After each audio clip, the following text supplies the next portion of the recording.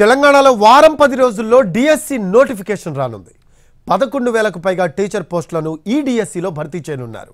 ఇక దీనికి సంబంధించి ప్రభుత్వానికి ప్రతిపాదనలు పంపింది పాఠశాల విద్యాశాఖ.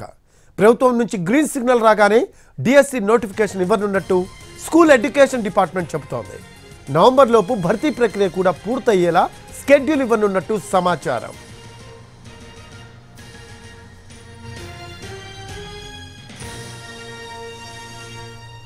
తెలంగాణలో వారం 10 రోజుల్లో డిఎస్సి నోటిఫికేషన్ రానుంది. 11,000కు పైగా టీచర్ పోస్టులను ఈ డిఎస్సిలో భర్తీ చేయనున్నారు. దీనికి సంబంధించి ప్రభుత్వానికి ప్రతిపాదనలు పంపింది పాఠశాల విద్యాశాఖ.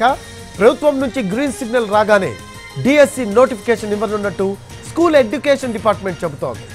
నవంబర్లోపు భర్తీ ప్రక్రియ కూడా పూర్తయ్యేలా షెడ్యూల్ ఇవ్వనున్నట్టు సమాచారం.